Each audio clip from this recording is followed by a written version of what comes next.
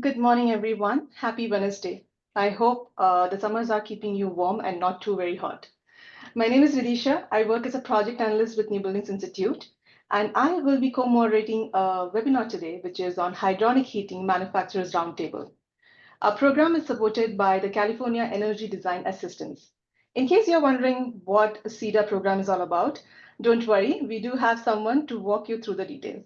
I'd like to welcome Sean Williams from CEDA to talk about this program. Sean, could you please come forward? Yes. Awesome. Thank you, Vidhisha, and would love to chat about CETA for a few moments here to start the presentation off.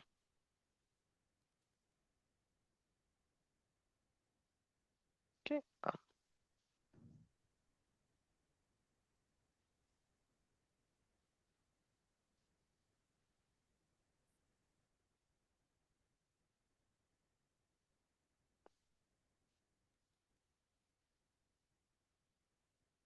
Okay. We'll get the slide in a couple of minutes, Sean. No worries. Yes, there you go. Okay. Perfect. So yeah, once again, thank you all for allowing me a few moments to chat here about CETA. So what is CETA? It is short for the California Energy Design Assistance Program, and it's actually the only statewide utility incentive program for new construction and major renovation projects in California. The goals of the program is to promote electrification as well as decarbonization. CETA does work in collaboration with project teams to reduce energy demand, consumption, as well as carbon emissions. And through the program, we do serve commercial, public, high-rise multifamily, industrial, and agricultural projects located in Pacific Gas and Electric, Southern California Edison, SoCal Gas, and San Diego Gas and Electric service areas.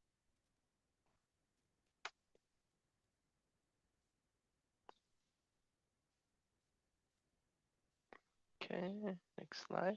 Perfect. And why participate in CETA? The million-dollar question. So it's a great opportunity to receive a custom and complementary decarbonization analysis that is tailored to specific project goals to help identify the most effective energy efficiency measures to implement. Great way to gain analysis of energy cost and paybacks. Also an opportunity to receive financial incentives to help offset the cost of decarbonization measures. And last but not least, demonstrate a commitment to high performance building practices and design.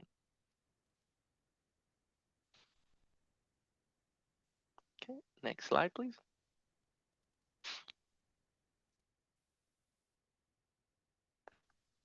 Okay, so I want to chat just a moment here on the incentives that we offer. So the CETA program does provide two different types of incentives.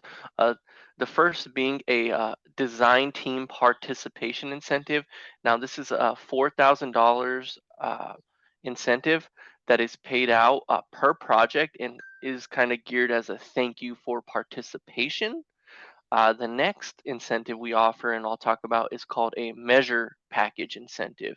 And this measure package incentive is based on the project measure package that the design team chooses to implement. And that amount is calculated during our free analysis that we provide through the program.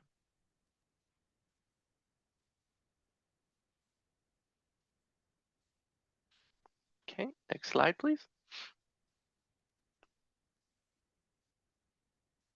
So high performance measures. Want to spend a quick moment talking about this as it's relevant to the call today. CETA aims to exceed California's decarbonization standards by identifying high performance measures and providing educational opportunities to explore use cases and best practice.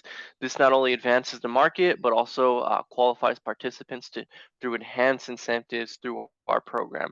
We do have a list of eligible high performance measures that can be found on our website, which is just californiaenergydesignassistance.com. Check that out. And last slide here for me. Okay, so Just wrapping it up here. I have my contact information here on the screen. Email is a good way to get a hold of me. Feel free to reach out at any time. Would love to discuss, your projects that are in design and see if they could be a great fit for the CETA program, and would love to be able to extend our resources to the program or to your project. Thank you all. Thank you so much, Sean, for all that detailed explanation. Yes, if you'd like to know more about the project or discuss, you can always reach out to Sean Williams. I appreciate your time, Sean. And I will move back to the webinar. Let me just do a quick screen share.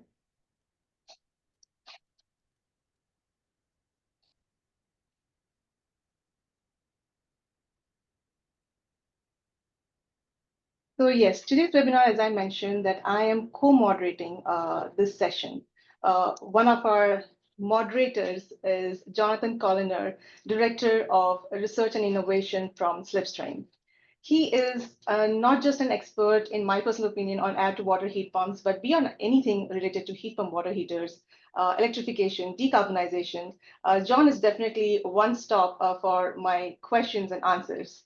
So please join me in welcoming Jonathan Colliner, who will be moderating our session today. And just to add on, he also leads our Hydronic Heating Working Group at the Advanced Water Heating Initiative. John, please join us in leading this webinar today. Thank you, Vidhisha. I appreciate it.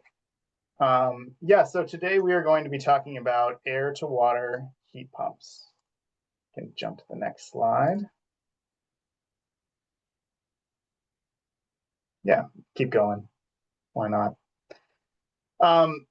So the reason this is titled Hydronics is comes to the difference between air-to-water heat pumps and air source heat pumps, which I'm sure many of you know. Hydronics refers to water as a heat transfer medium. So a traditional air source heat pump or a ducted furnace, the ducts and fans are transferring the heat in air. When you have a ductless mini split, the heat is being transferred from the heat pump to whatever room it's going to in refrigerant. A VRF system also transfers heat via refrigerant. But when we think about hydronics, that's transferring heat in water. And we typically use hydronics to refer to air-to-water heat pumps that are doing space heating or space cooling, as opposed to just domestic hot water, which we think of as more of a heat pump water heater. So definitionally at the bottom, at least when we're thinking about residential systems, air-to-water heat pumps are air source heat pumps that exchange heat with water for hydronic distribution. It means it goes into pipes that go somewhere else after it's been exchanged into the water. That's by design. You could just have it do domestic hot water, but it's typically built for space heating. And the difference in terms of sizing is a heat pump water heater is going to have one up to 1 ton heat pump on it for residential uses, whereas an air-to-water heat pump is likely to be 1 to almost 6 tons for residential uses. Next slide, please.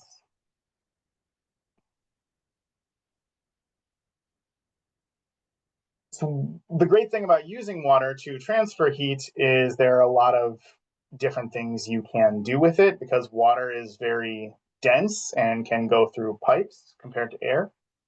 You can move it around, you can zone it very easily, and you can then store or extract that heat in a variety of ways. So an air-to-water heat pump can provide hot water for in-floor radiant heating, radiators, fan coil heads and cassettes. Those look kind of like your air source heat pump heads and cassettes, as well as going into an air handler like a typical air conditioner would do, and providing the heat through the ducts, through air going through the ducts. It can also provide heat for domestic hot water. So the same heat pump can do heating, do domestic hot water with indirect heat exchange. Can do energy storage by taking that hot water and storing it in a tank, or can provide cooling by, just like a normal air source heat pump, reversing and delivering cold water that can go into fan coil units or air handlers. Next slide, please. There are, back 1 slide, please. Thank you. There are a few configurations that you should probably be aware of as our manufacturers for this panel talk to you about them. The two kind of key different ones are monoblock systems. So an air-to-water heat pump can be in a monoblock configuration where the outdoor unit has the compressor as well as the full refrigerant circuit, and it's exchanging heat outdoors into water, and then the water carries the heat indoors. So you just see water pipes going from the unit to indoors. And those two top heat pumps, those are monoblock systems. The benefits of those are that all the refrigerant in your system is outside the home. When we think about advanced refrigerants, there's some preference based on codes to have those all outside of the home for at least the near term. The downside of having a monoblock system is they're a little less flexible and they need some kind of freeze protection, whether that's glycol or heat tape or something like that. Split systems, and there's a split system shown on the right. I tried to show our manufacturers who are attending. I am using a non-attending manufacturer split system on the right there. Those have refrigerant lines just like a standard mini split or unitary air source heat pump that go through the wall from an outdoor unit to an indoor unit, and then the heat exchange with water happens indoors. The benefit of an IDU is having an indoor unit is that it offers more flexibility, but of course it's a little more expensive to have two separate modules. And some things that might be talked about in our discussions today, especially when you have a split system, you can have multiple pipes coming out. So you could have heat exchanger that has some, in an indoor unit has some configuration inside where it can service different hydronic loops. So maybe one for hot water and one for space heating. And if you want to get really tricky, you can have heat recovery where you can run simultaneous domestic hot water and cooling, where you're actually exchanging from one hydronic loop to the other loop, pulling heat from one, to deliver cooling and putting it into another to deliver domestic hot water. So that's kind of the primer on air-to-water heat pumps. If you go to the next slide, our manufacturers on the panel today are going to be talking about their products and the latest and greatest that they have available. So with that, I think we can get started. I'm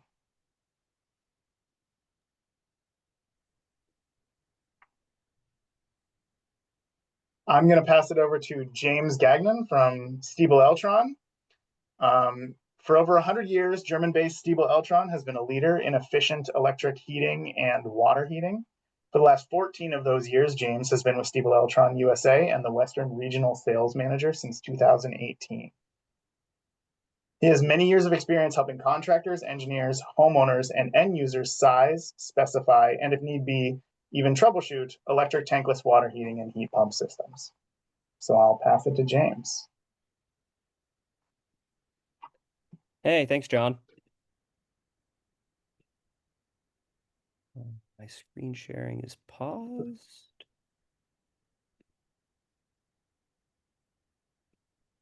Let's try that again. Are we seeing the screen, John?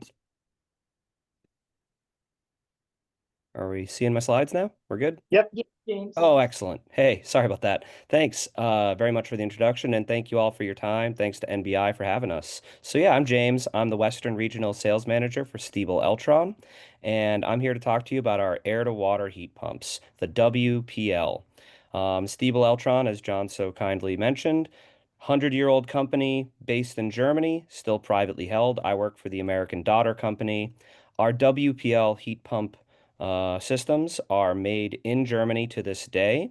I'm talking to you from Western Massachusetts, home of Stiebel Eltron USA, and we do some American assembly there, but most of everything we sell in the States is made in Germany.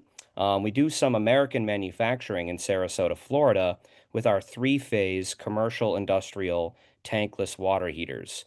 We have a variety of tankless water heaters in the States, but this presentation is especially about air-to-water heat pumps. So as you can see on the screen here, this is kind of like the family of products, or part of the family. We have a 2-ton and a 4-ton air-to-water monoblock heat pump. We have a really unique HSBC 300 combination tank system, and then some controllers and accessories thereof. We've been making heat pumps in Europe for nearly 50 years. We've been at the cutting edge of advanced water heating and heating technologies, and this is a scene from our booth at ISH that was in Germany this March. That is a really old heat pump on the left, and on the right, of course, is one of the R290 units that the folks in Germany are already making and selling. The one that we have in the States right now is our WPL 15 2-ton unit and our WPL 25 4-ton unit. These are R410A units for the time being. They are, as John had mentioned, monoblock heat pumps wherein there's no refrigerant going into the home or business, but rather water plus a glycol mix, ideally, especially for freeze protection, everywhere else. So you have a heat pump on the outside going into a buffer tank and or also an indirect tank for domestic hot water inside.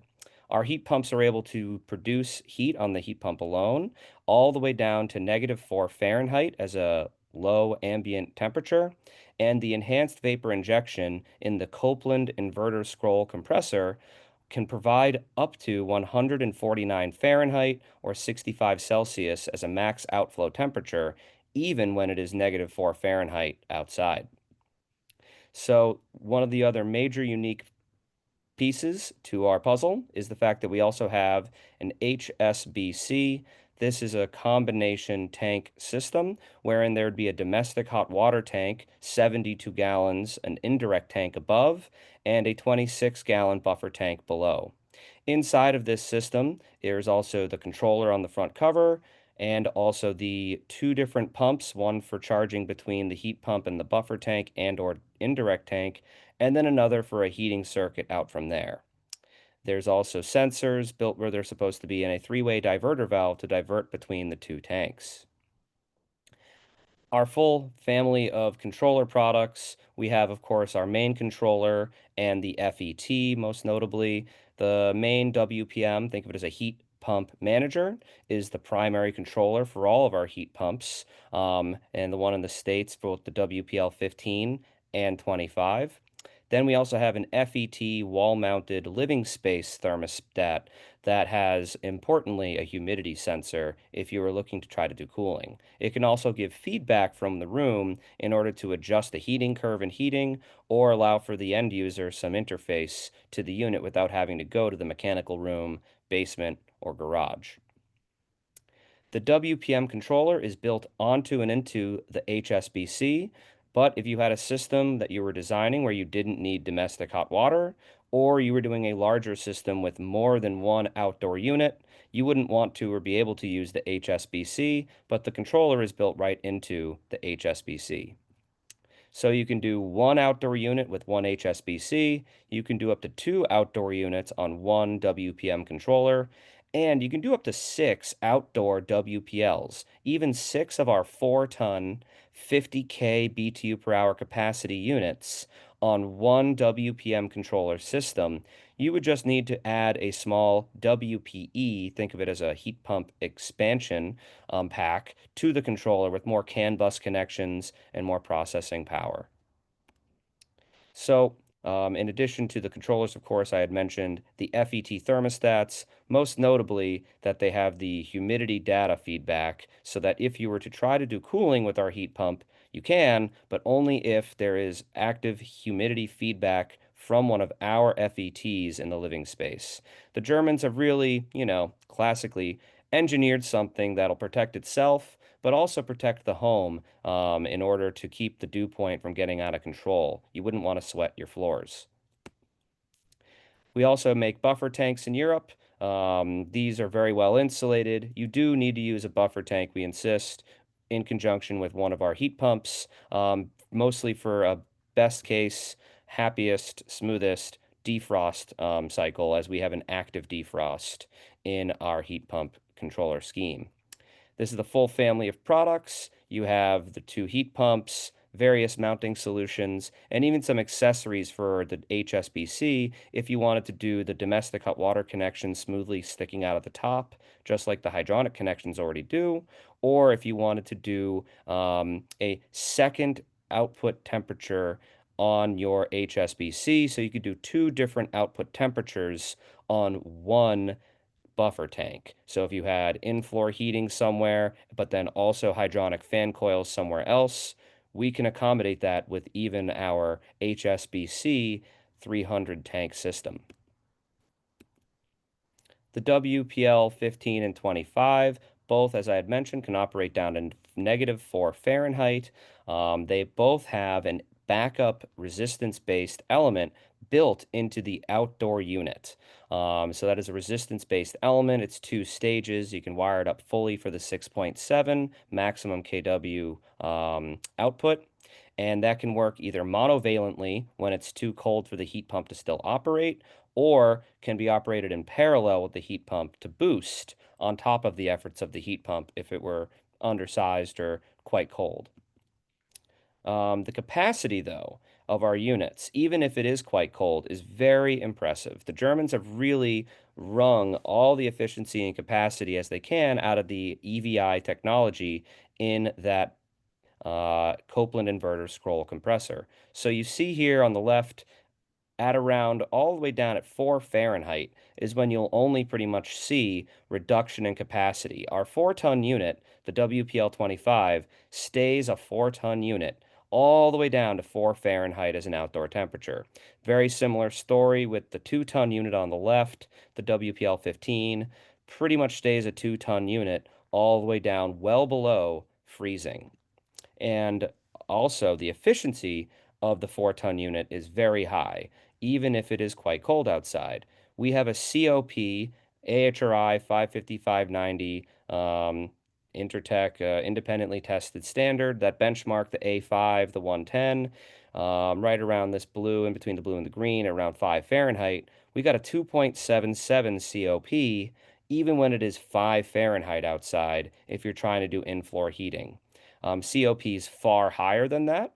If it's like, a mild Seattle winter, you're looking at COPs, especially if you're doing in-floor heating, of well above 3 all winter long. COP of 4.25 when it is 47 Fahrenheit, and a COP of 3.2 when it is 17 Fahrenheit outside. Even on the coldest day of the year, -4 Fahrenheit, dealing with really high outflow temperatures, our 4-ton unit is still a 1.8 COP and has a 3-ton capacity if it got all the way down to 149, all the way down to -4 Fahrenheit, and you were still trying to do really high outflow temperatures. Various states have offered rebates. I know Washington has not yet offered a rebate, but Massachusetts, New York, Vermont, British Columbia, among others, are starting to offer rebates for air-to-water heat pumps. In particular, though, Washington State has this energy code system wherein you need a certain amount of credits to build a home. Our unit is, able and eligible for a total of 4 total credits, as it has been independently tested in accordance with the AHRI 550-590 standards, 3 credits, and then a bonus 4th credit given how efficient it is. We've done most of our business so far in the Pacific Northwest, at least in the States. So, few bullet points on the fine points on the unit.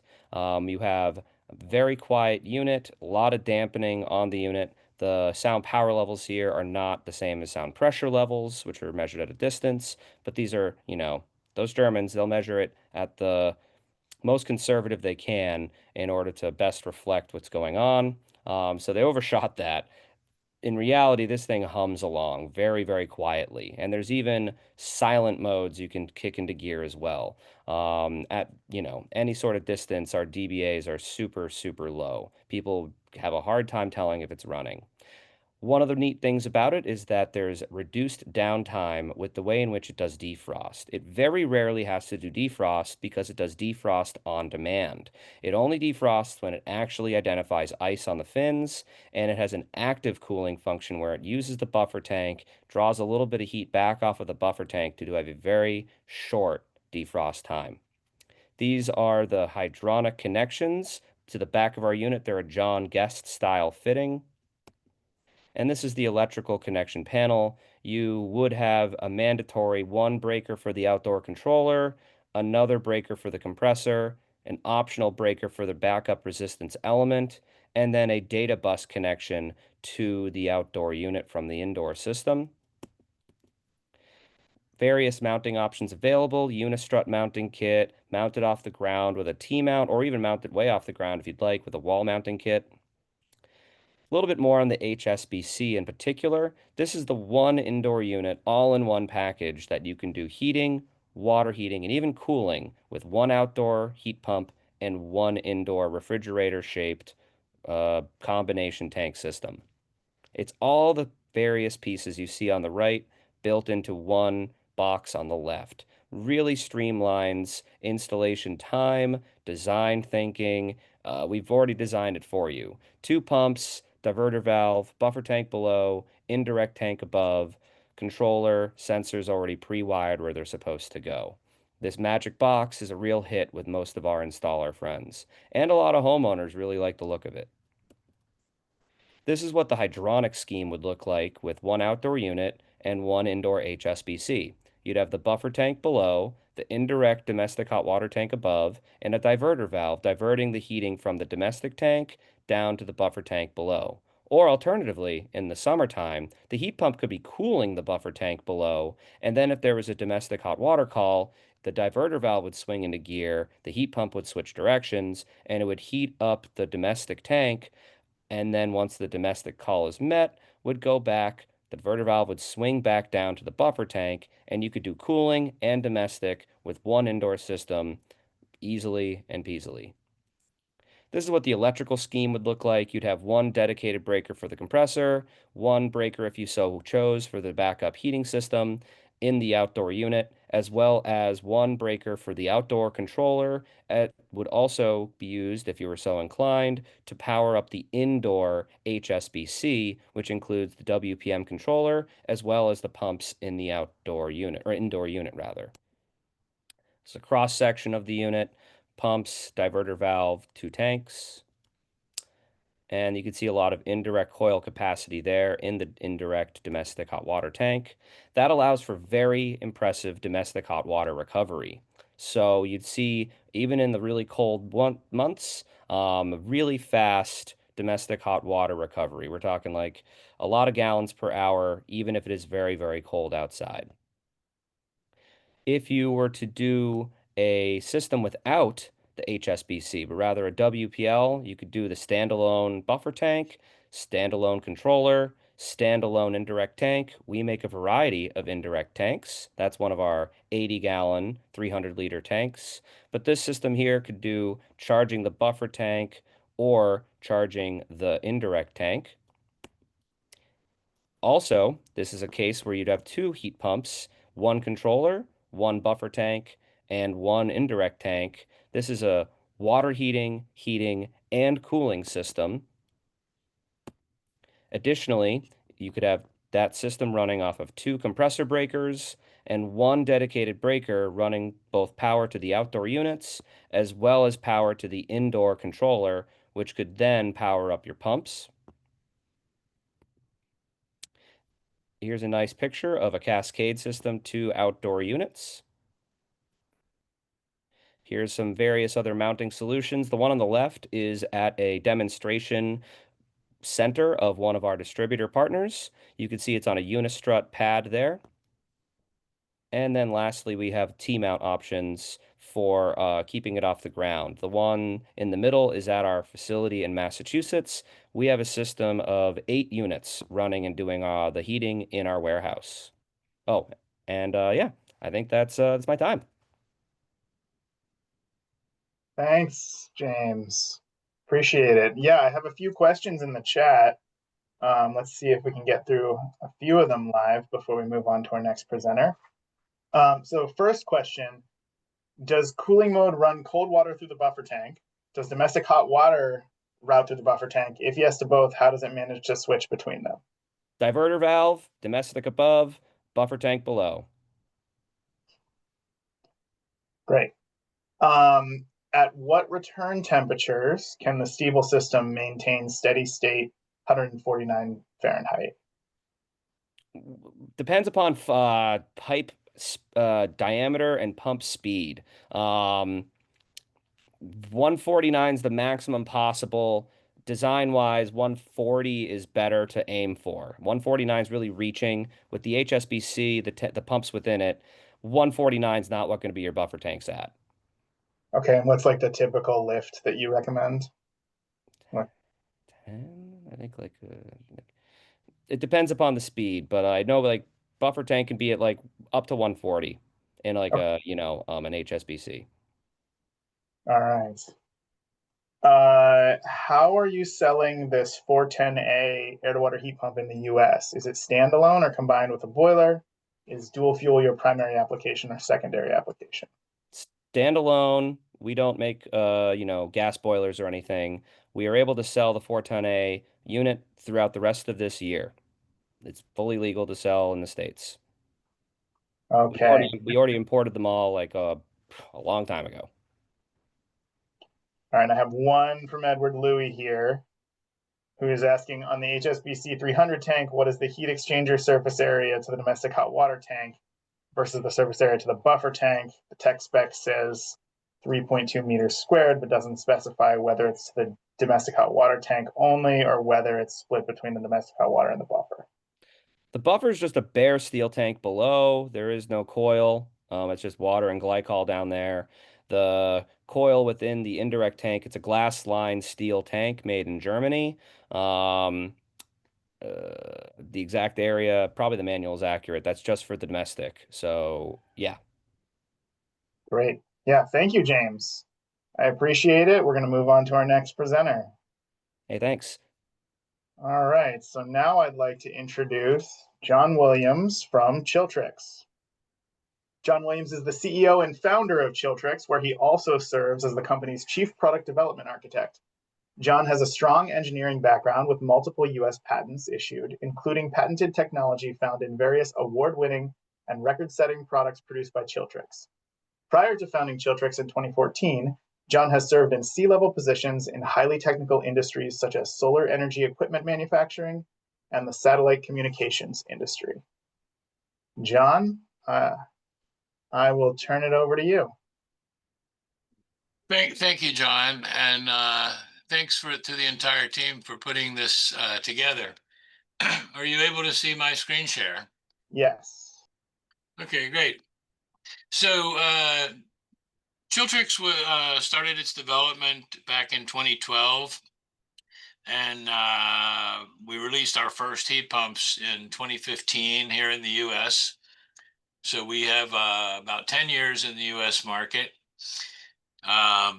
In 2020, we were given the, at AHRI in Atlanta, we were given the 2019 Emerging Technology Award. And I have some slides here today that hopefully will explain a little bit about us and what we do. So we make two units. They're modular. They're designed to be used as singles, doubles, or triples. You can mix them and match them any way you want.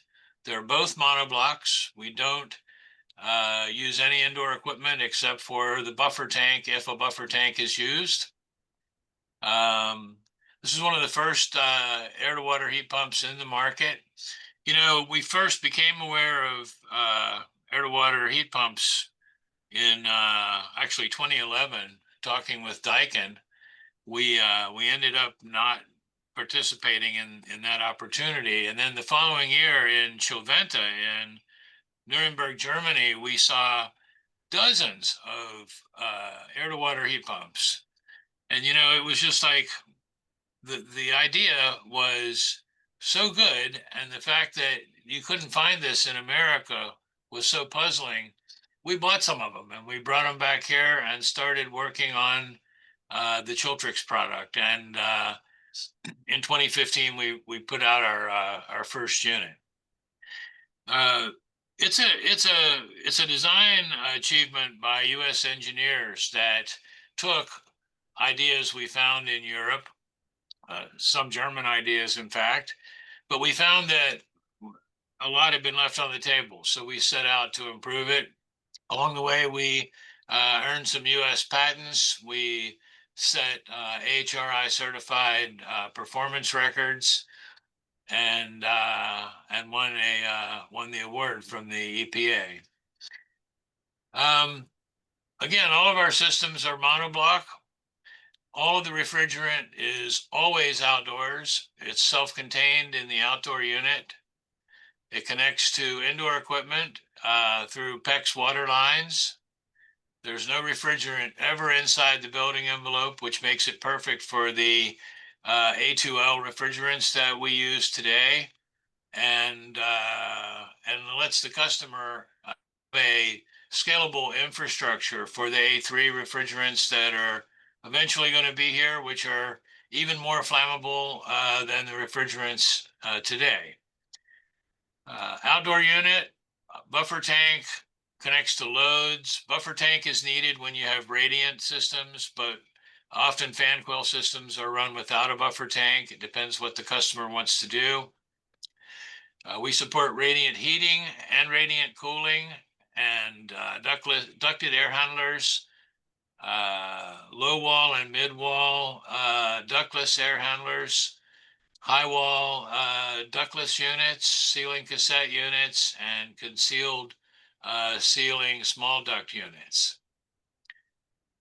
The systems are used for any combination of cooling, heating, or domestic hot water, and they're used with any combination of radiant, ductless fan coils, ducted air handlers, concealed ceiling units, or water heating with an indirect water heater.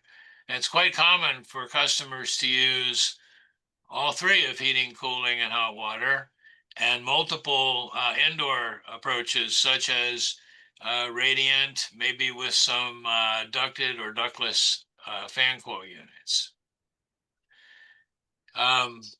One thing about our system, cooling is not an afterthought. We have very respectable heating numbers, but we also have world's record-setting cooling numbers. 43% higher than the average air-to-water heat pump and 18% higher than the closest competitor. Our heating numbers are equivalent to all the leading brands. We have an officially certified seasonal average COP of above 4.5 up to 4.69.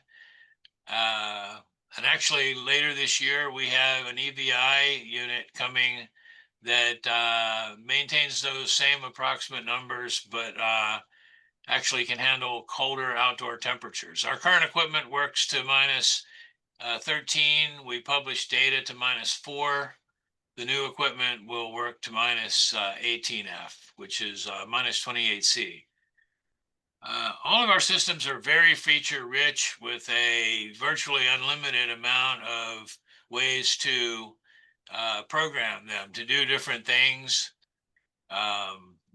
We deploy best of breed components. We buy a compressor from our competitor Mitsubishi. We buy our fan motors from competitor Panasonic, just as examples. One of our functions is our patented dynamic humidity control, which actually is a form of indoor cooling reset, where the water temperature can be varied in response to indoor humidity control requirements. We have a dynamic backup heater, also a patented product, where the backup heat, instead of being multiple stages, is actually 100 different control points between off and full speed. And it's dynamically controlled based on a real-time BTU calculation to exactly match any shortfall of capacity. So it allows the compressor to stay at full speed all the way through its operation, giving you the highest blended COP. We also have a dynamic dew point control system for radiant cooling. And one thing that we're kind of proud of is we designed and invented this thing here, and the people who designed it are here, and you can actually get them on the phone with you if you need to. Quick snippet of our European certification. Because AHRI does provide a test standard for heating, but they don't provide a certification for heating, we sent our equipment to a European lab to get certified for heating, TUV. For cooling, this is from our CX50 model. We have other models that are a little higher. One model is an EAR 23. This one is seasonal average EAR 22.21. And you'll notice that's at 7 degrees C water, which is 45-degree water, 44.6. We also have official certification at 13C, which is 55 degrees. And you can see that the seasonal EAR goes up to above 30. And the reason we got that second set of data at 55 degrees is so people can understand what our dynamic humidity controller can do. When the indoor humidity is low and under control, it can shift that water temperature and push that EAR up above 30. In fact, at times above EAR 35. And that also leads into why radiant cooling can be so much more efficient, not to mention more comfortable, but more efficient than cooling with an air handler unit. We also publish detailed performance data. So we want our customers to be able to see exactly what it does at every temperature and every water temperature. And you'll find these on our website. They're very useful for modeling and designing systems instead of working off of a single rating point or a 4717 rating. This is the backup heater I was mentioning before. It's called a V18. And the system actually does a real-time BTU calculation. So if it's missing the load by a certain number of BTUs, it puts exactly that amount of BTUs into the system. And so you might have a compressor running a COP of 3, but it can't do all of the job. Maybe it can only do 75%. Well, there's no point letting a backup heater take over and slow down the compressor. So our compressor stays at full speed. The outlet temperatures remain stable, and every 6 seconds it's adjusted to match a new capacity calculation. These are some of our fan coil units. These are for low wall or floor mount, and they can also flip over sideways and go on the ceiling.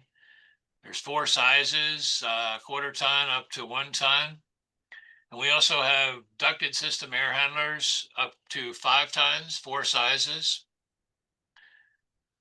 We also have some horizontal units that go in the ceiling, one with a fold down panel for filter change, the other with a built-in plenum for return air.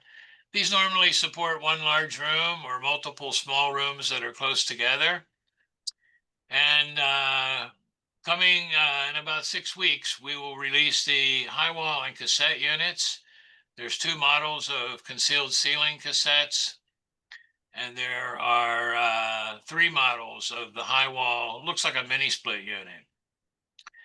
At the bottom, you can kind of see how they all hook together. It shows the optional buffer tank. You don't actually need a buffer tank for this approach, but it's helpful. And you notice on the right, there's a mention of Symphony compatible. I didn't make a slide on Symphony, but Symphony is our approach to tackling and competing with VRF and multi-head mini split systems in a way that keeps all of the refrigerant outside. And you can use it with any combination of our ductless units, with or without a buffer tank. It controls the delta T individually at each fan coil unit. It controls the flow of the main loop based on water pressure. So it does something that's conversationally considered to be impossible using delta T and delta pressure in the same control situation, but that's what we do. It's also subject to US patent. And what it does, it avoids cycling. And when it's used with a buffer tank, it actually manages energy storage. And we're particularly excited about the Symphony product that we'll be releasing in August. We also make buffer tanks and domestic hot water tanks. All of our tanks are stainless steel. This is 2 of our buffer tanks are spec'd here, 71 gallons and 99 gallons. And our 99-gallon tank actually holds a world's record UEF rating. So it has a UEF of 4.95, which is the highest efficiency of any Department of Energy certified tank. And it holds a world's record first hour rating among tanks under 119 gallons of 101 gallons. One unique thing about this tank is it has very fast recovery. It has 32 square feet of coil surface on the inside, a giant 72-foot long wave wall coil, 1.25 inch diameter. And the inner tank is made from duplex 2205 steel, which is an unheard of quality of stainless that approaches titanium in its ability to resist corrosion.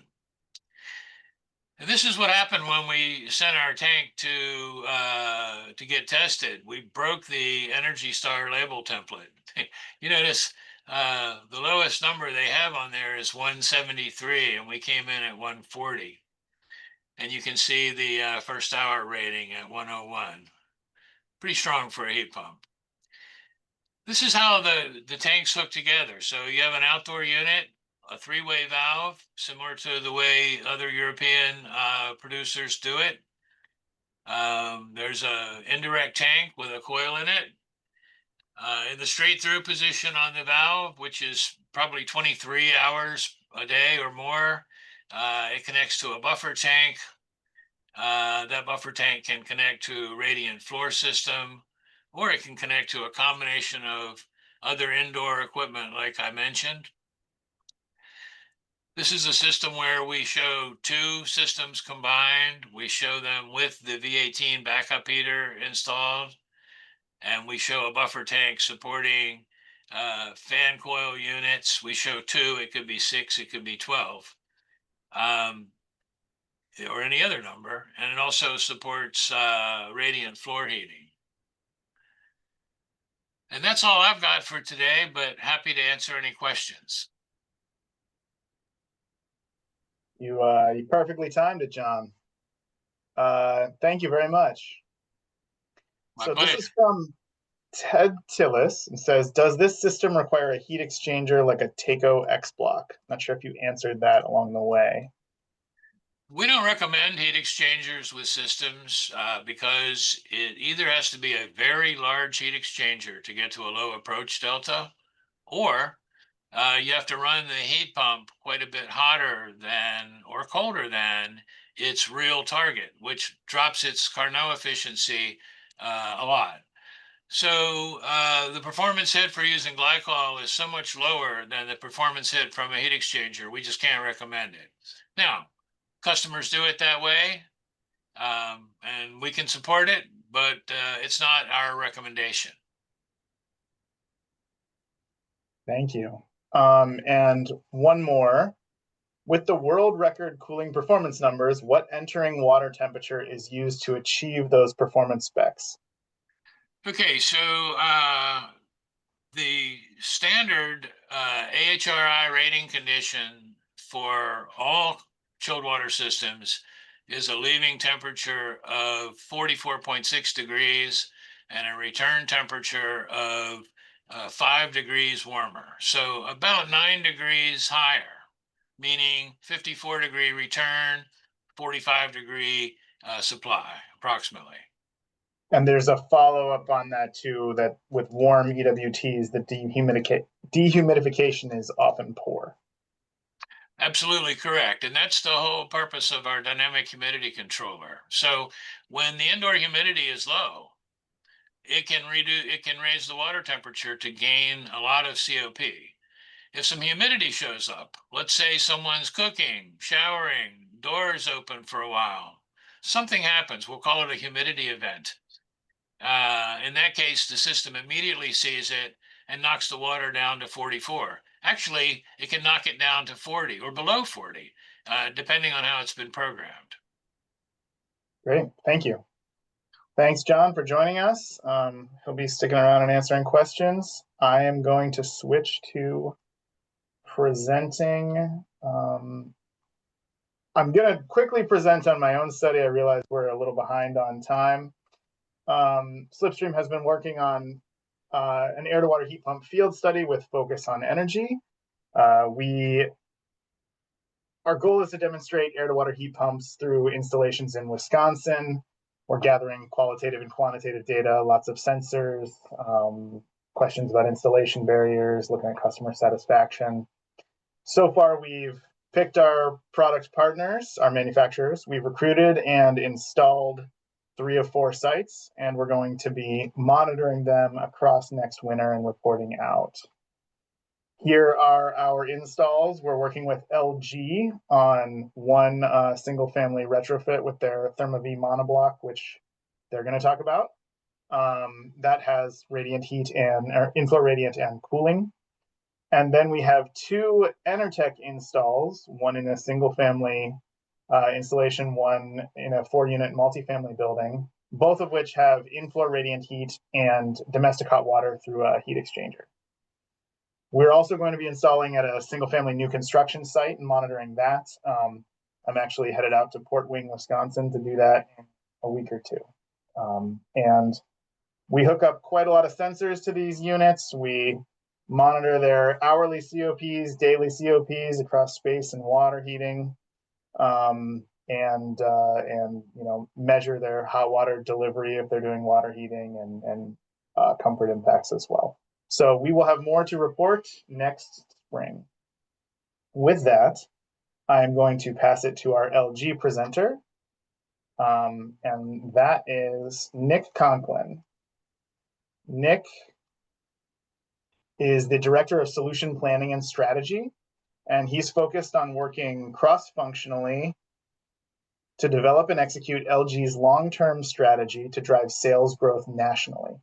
Nick has over 15 years experience in product and channel strategic planning and sales leadership, working both domestically and globally. Thank you for jumping on, Nick, and I'm going to be controlling your slides as we go through it. Thank you, John, and thank you for driving as well. I appreciate the time. I'm excited to talk a little bit about our hot water and hydronic solutions and take you through some of what we put together, both on the monoblock side and our heat pump water heater, as well as our hydro kit offering. We can hop to the next slide if you'd like, and kind of kick things off from there. So our monoblock is the most recent introduction. In the middle, our AWHP product, oftentimes referred to overseas as the monoblock, is the most recent introduction to the LG product offering on the hot water solution side. We first launched into this product probably about a decade ago in the European market. All the products that we offer on the AWHP is R32. We do oftentimes like to partner these products together, especially with the inverter-driven heat pump water heater and the AWHP product, to help to further optimize the cost installation for these systems as well. We can always look at the hydro kit combined with our multi-DS offering to reduce the need for water going outside in colder climates. This becomes somewhat of a concern when we look at those. But today we're going to mainly focus on the AWHP product in the middle and talk a little bit more about its capabilities and what we can do with that. So we can hop to the next slide whenever you get a chance. So with the LG monoblock AWHP solution, this is it's an all inverter-driven product. And really what we've done is we've taken the inverter-driven capability of our duct-free split technology. and combine that with a refrigerant to water heat exchanger and all the water slide specialties, variable speed pumps, expansion tank, air separator all built into that outdoor unit. All of the components on the refrigeration side, as I said, are already R32, and they are set up to all be variable speed inverter, from the DC fans on our outdoor unit to the variable speed functionality on our compressors. The R32 system is fully self-contained outside of the space, so no need to worry about any A2L issues with this product offering. From there, we're just making water connections, a one inch threaded water connection on the outdoor unit, and that can be any particular water pipe type that you might like to use on that system. We've used anything from copper to PEX to black steel. It doesn't really matter which one we go with. But this provides us an array of flexibility in the system. And as we get deeper in the next couple of slides, I'll show you how that inverter impacts the performance and operation of the system. So we can hop to the next slide whenever you get a second. When we talk about applications with these, and we've talked a lot about these with the other panelists, people tend to focus mainly first and foremost on hot water generation with radiators, whether it be in full radiant or medium temp in tube radiant systems. And that's really where all of this stemmed from in Europe. And certainly one of the reasons we brought this product category to the North American market is because there is such a dominant wet heat market, especially in the northeast part of the country and some of the Pacific Northwest. It exists, but we don't want to discount what its capabilities are on chilled water for both chilled water fan cool units applications, or even larger mini chiller applications. We've done a few of those on churches where we've combined these together to accommodate systems that could go up to about 20 tons or more. So a lot of flexibility in what we can do with the system. And of course, we can do domestic hot water integration. While we do make these combinations, we always do like to take a look in consideration at the integration of our heat pump water heater system, as this can oftentimes present a more cost-effective solution with additional backup capability integrated into that heat pump water heater system. Can we hop to the next slide?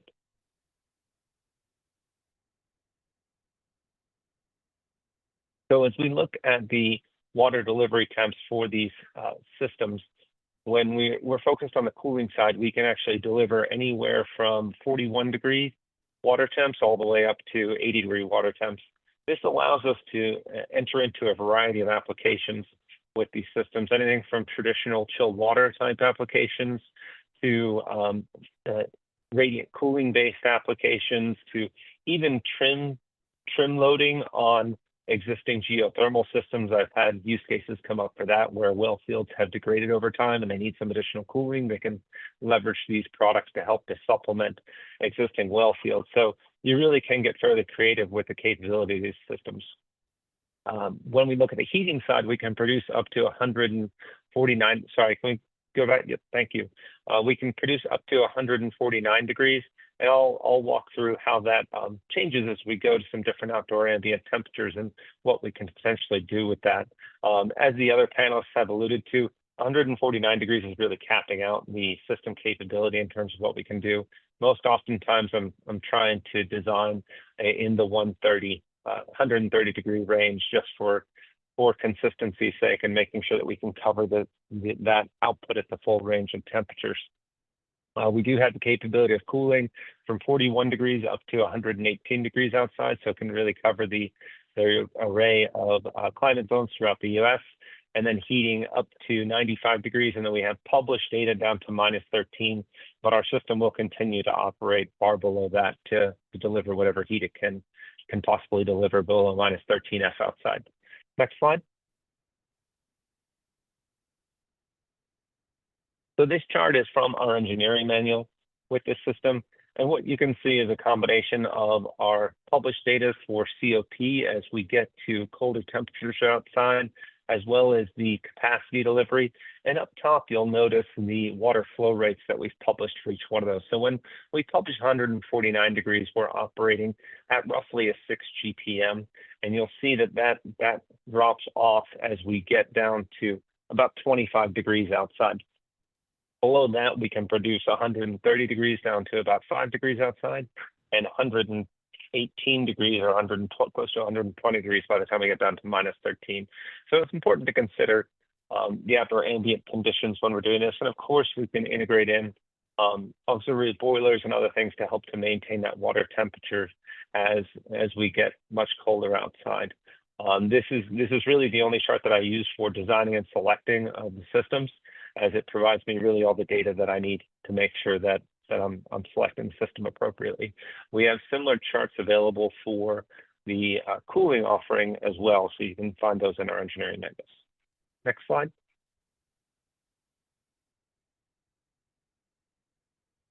With the systems, and whenever we're getting into colder climates, we want to make sure that we're integrating in glycol into these systems, and we can integrate in a variety of glycol types into our systems, anywhere up to 50% glycol to make sure that we're not freezing up down to -13 outside. And you'll see that the degradation that we get with glycol on our systems is much less than what you would commonly expect from other types of systems. This has a lot to do with the inverter capability outside. And the inverter capability in the system being able to take over a bit of the glycol reduction and loss to make sure that we can cover down to those lower ambient temperatures without the negative impacts. Next slide. Now just a couple quick application diagrams, because I do like to discuss the scalability that we get with these systems. So we've done these systems in a variety of configurations. We're in the process of introducing our own water side fan coils, not just for these AWHP products, but also for our inverter scroll chiller product line that we use more in the commercial space. So it'll be able to do double duty for us, but we can keep this as simple as just a single monoblock outdoor unit being delivered to a single hydronic air handler to keep it as simple as humanly possible, and really start to look at how we leverage these in a replacement market in the residential space. So while most people have looked at the monoblock system, the AWHP system, and thought radiant floor, radiator replacement, and we certainly can do that. To me, there's huge opportunity in just leveraging chilled water in the residential whole home conditioning, and how we leverage chilled water, especially in the southern climates, to enhance dehumidification, as many of the other panelists have alluded to. Because we can constantly produce a 41-degree chilled water temperature, there's no reason that we can't use this to further dehumidify spaces, have an external output on a standard 24-volt controller, which many of them have an auxiliary output for dehumidification, and feed that to the fan coil unit to step down to a much lower CFM, bringing it from a traditional cooling value of 400 CFM per ton, maybe even down to 100 CFM per ton, and then just run to try to hit a dehumidification set point or relative humidity set point in the space. So this opens up a lot more opportunities for me than we've traditionally looked at for the monoblock AWHP systems. Next slide, please.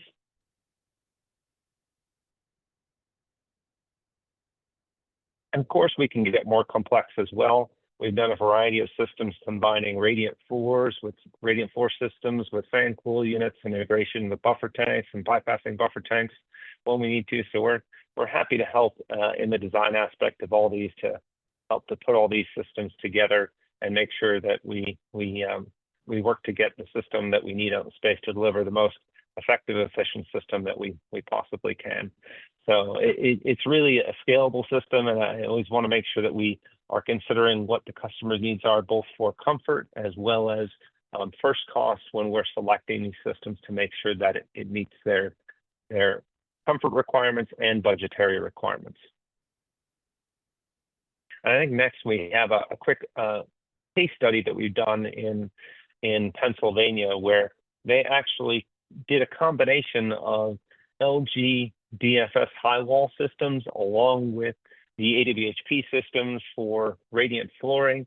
And it just shows a good combination of the technologies, because as with all things, it doesn't need to be a one size fits all. We truly can combine our technologies to help to optimize the environment inside the home. So John, if we can play that, that'd be great.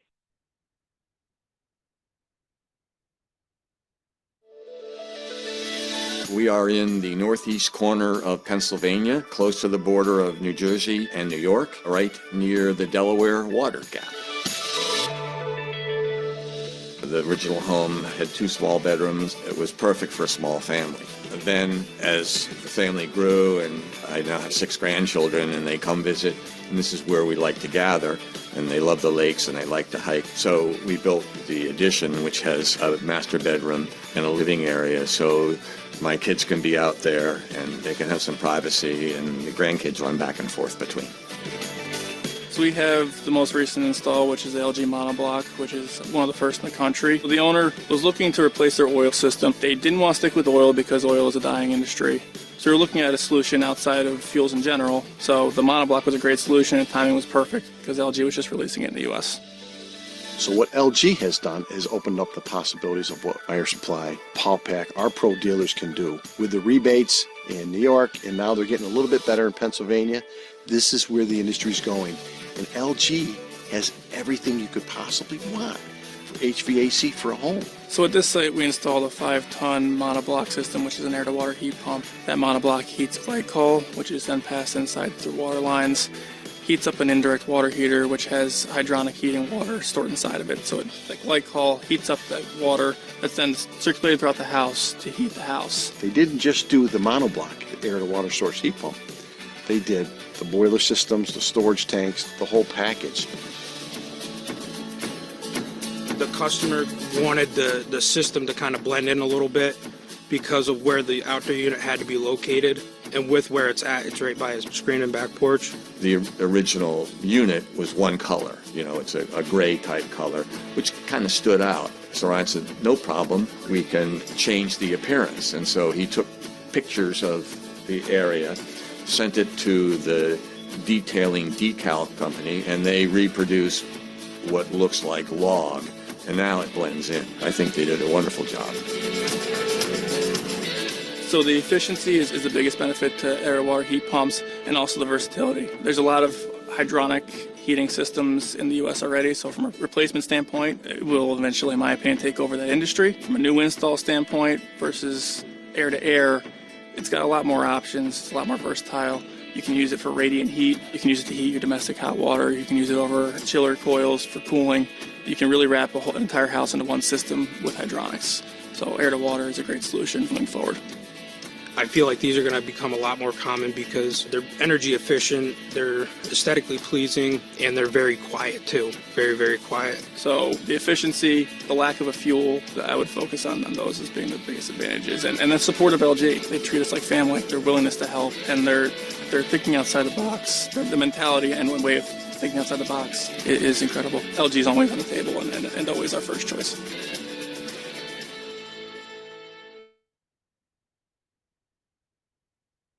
Thanks, John. I think that's all I have to mind. I don't know if we had any questions to cover.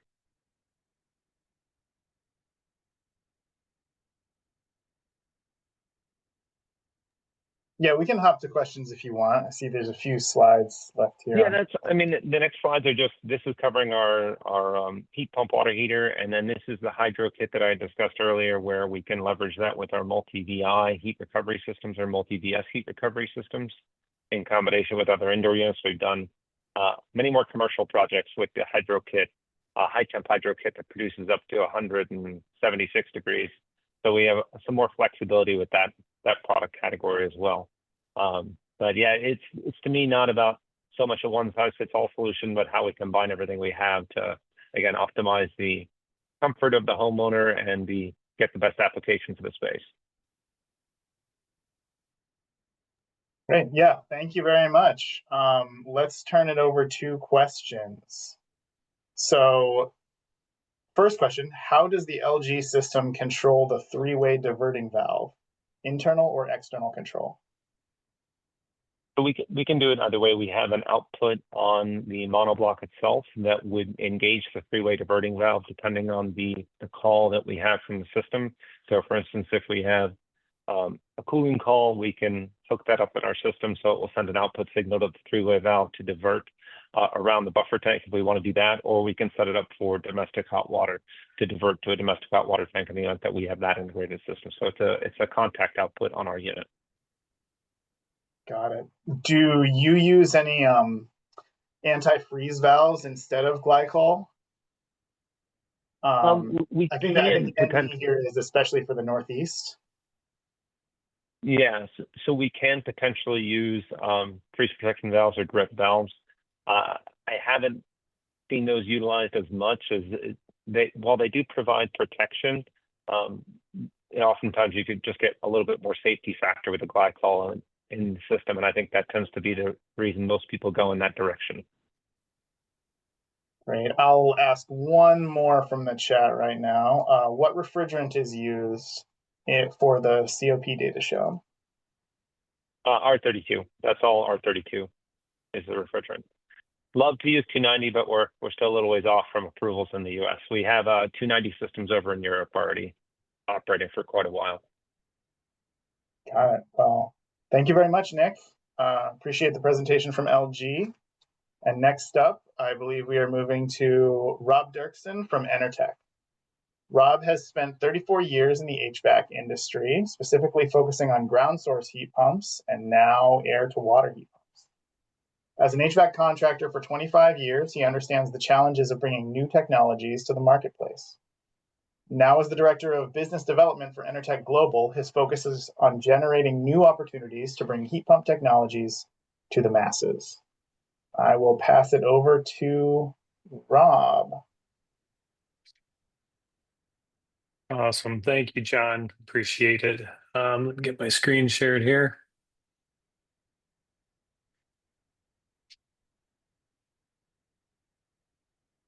All right. So just to summarize John's introduction of me, that just means I'm a sales guy. I am not an engineer. So my presentation will not be as technical as some of our other presenters. Great information, guys. We all share very much the same specifications, if you will, across the board. Some of our limitations are just based on the refrigerants that were available to us and compressor technologies, but just a lot of excellent products out there. So thanks for those presentations. This is really an exciting time, I feel, in our industry for hydronics. We feel at Enertech that the hydronic market will play a major role in our HVAC future. And really not only in some of those markets that are been identified, the Northeast, the Northwest in the US, but even in the central areas of the country, when we take a look at heat pump applications in traditionally fossil-fired homes that are forced air driven, I think we'll see the adoption of hydronics-based deliveries taking effect into those type of applications as well.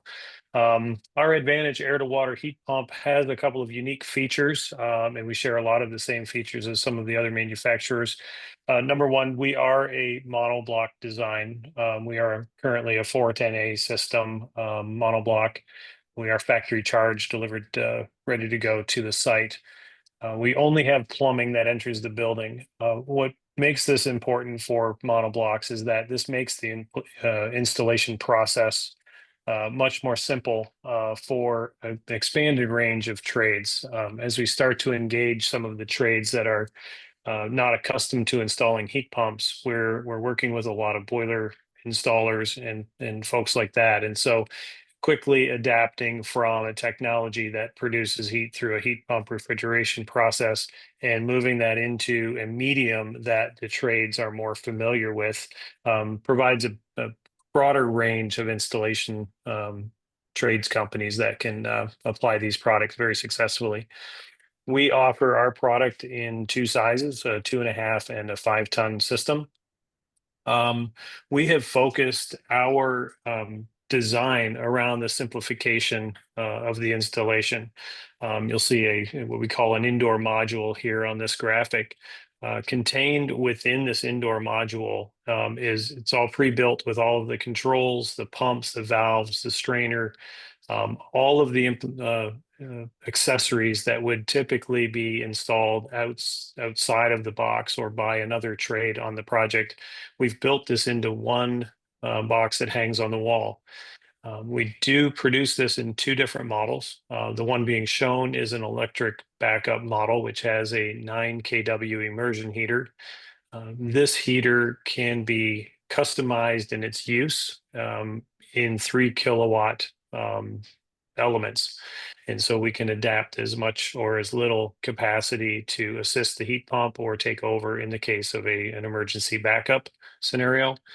Our other model that we do produce is a boiler backup model, which allows for a direct connection of a modulating boiler.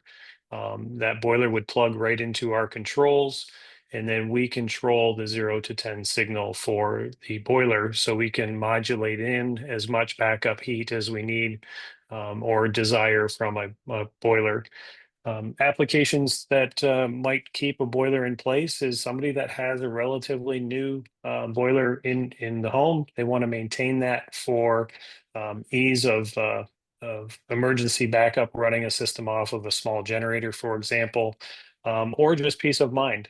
Sometimes we are in remote locations where we have systems that are seasonal homes, and to have a secondary backup system that is only used in emergency scenarios, and they can keep that fossil fuel in place if they desire. We have a Wi-Fi connected control system that comes standard with our indoor module.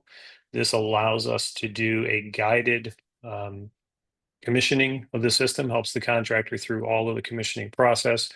It also allows us to remotely monitor and make remote changes to the system in the event that we need to optimize some of the controls, flow rates, set points, et cetera. Very simple, 1 3-wire communication wire between the indoor and outdoor unit, as well as 2 just a supply and return plumbing line connecting to the monoblock. In addition to heating and cooling, we do have the ability to do up to 100% of the domestic hot water. We do require our system to be paired with a TurboMax tank. This is a reverse indirect tank, which has a great capacity to provide about 100 gallons of first hour water. It is a thermistor-driven system as well, in that we communicate directly with the tank through a thermistor to control and modulate how much energy that tank requires during a domestic hot water call. From the factory, our systems come defaulted as the domestic hot water being the primary call or the first call. It will interrupt any other heating or air conditioning call. But this is also field selectable. So if a contractor needs to change the order of operation or priority, we have the ability for them to customize that within their installation. This is just a photo of a couple of outdoor unit installs. You'll notice that they are sitting on stands. They appear to be a 12-inch snow stand. We make it in 2 models, 12 and 18-inch snow stand. This will be extremely important in climates where we have a heavy snow load. We currently have systems installed as far north as Whitehorse, Yukon. We have several in northern Ontario and Manitoba. So you can imagine that we do have a snow load environment. So we do have to put those up on stands to provide the clearances needed. Our indoor module hangs on the wall. One of the things that is extremely impressive about our system is that we have very little mechanical space needed. Because we are a direct to load system, which means we do not use a buffer tank. We can eliminate the need for 1 tank within the space. We do still have the TurboMax tank, which is shown on the right there for our domestic hot water. But our indoor module does go conveniently on the wall and allows for a smaller mechanical room. Operationally, we share a lot of the same characteristics. We can heat to down to minus 13 degrees Fahrenheit. We are cooling capable down to a 40-degree Fahrenheit outdoor temperature. We can deliver water temps between 42 and 145 Fahrenheit.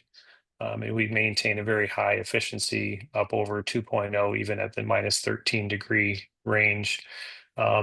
Something else that's unique about our system is we do use the refrigerant system for drain pan defrost in our outdoor unit as opposed to an element. So we're optimizing the use of our energy as opposed to having an electrical element to defrost the lower unit.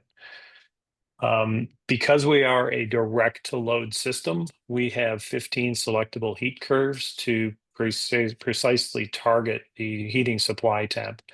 This is extremely important in today's high performance homes. As alluded to in previous presentations, our coefficient of performance is better with the lower the delivery temperature we can supply. And so having a plethora of heating curves to select from, we can always optimize the delivery temperature to the space based on what the outdoor conditions are that we're working with. And so that gives us a very high overall seasonal COP. It's just a graphic showing kind of some of the difference. We know that geothermal always ranks up in the highest COP category, but compared to air-to-air heat pumps, air-to-water heat pumps offer a very strong coefficient of performance, even at the lowest outdoor temperatures.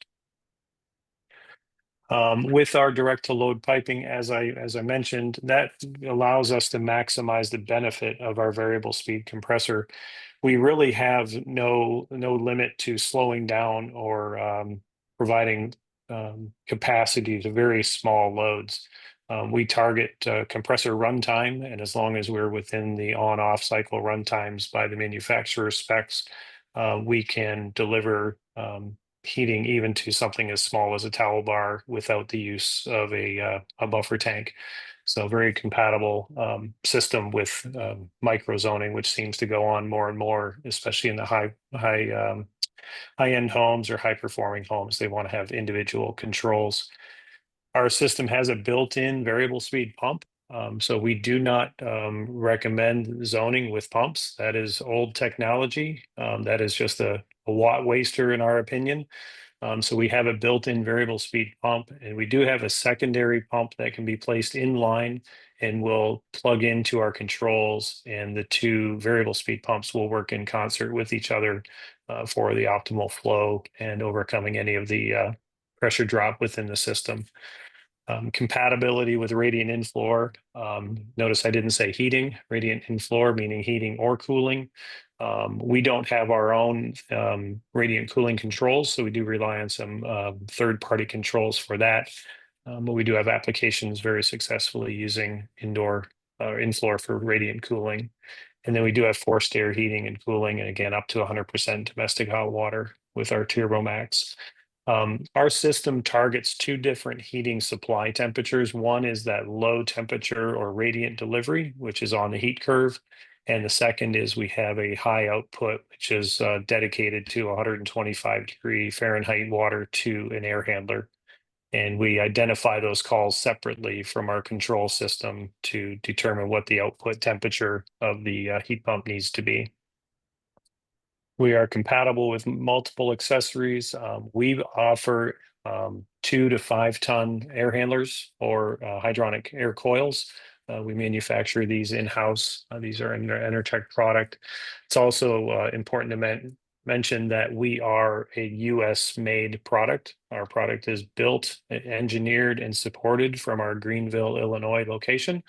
Our primary geothermal manufacturing location is in Mitchell, South Dakota. So we are US based through and through for all of our operations. As mentioned, we are compatible with multiple products, and we do have good strategic relationships within our catalogs for products that we don't manufacture, whether they be radiant panel delivery or other compact design forced air systems, such as American Aqua and Yaga.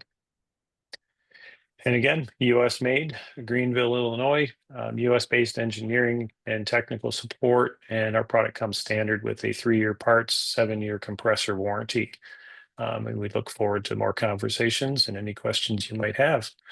This is my contact information, and I'd be happy to speak with you in more detail for your application.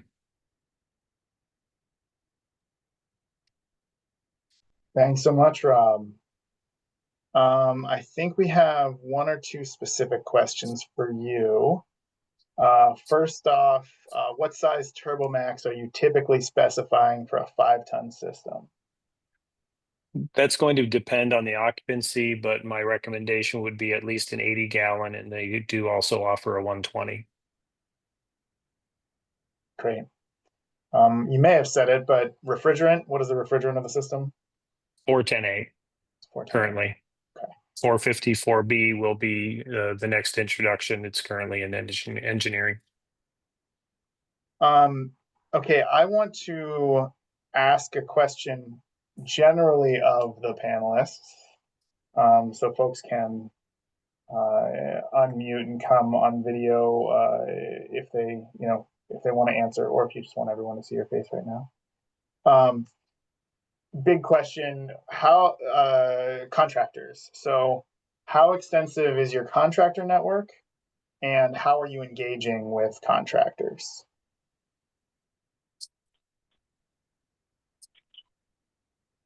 I think James jumped I off can. on camera And first. who wants to take it? Yeah. Yeah.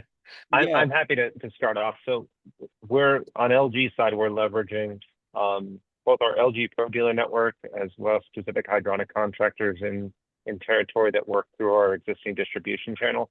I think we have a pretty extensive network of contractors out there that can do this. All that being said, I think it's going to take some time to get your standard DX guys more comfortable with working with water, especially when we look to simplify the applications and better penetrate the residential markets. But I think that presents itself as an opportunity, especially with this transition into the world of A2Ls. For us at Enertech, we have a very strong contractor base because our contractors are used to dealing with water. Our history as a geothermal manufacturer and doing a lot of radiant applications with ground source heat pumps lends itself really well. So our contractor base is really familiar with hydronics, and it's a fairly easy transition for them to make into our product. And we've been doing a lot of trainings in our hotspot areas. We've had people over to our facility in Western Massachusetts where we have units on site in a training room. So we've done a fair amount of training for people in Western New England as well as down into the Boston area. And then we've also installed like a training facility or two in the greater Seattle area to help with our Pacific Northwest customers. Great, thanks for those answers. Okay, I saw two cost questions. Looks like maybe one of them was answered in the chat. So I'll take this one. Can you comment on efforts to make the indirect fire domestic hot water tanks less expensive while maintaining good heat exchange performance?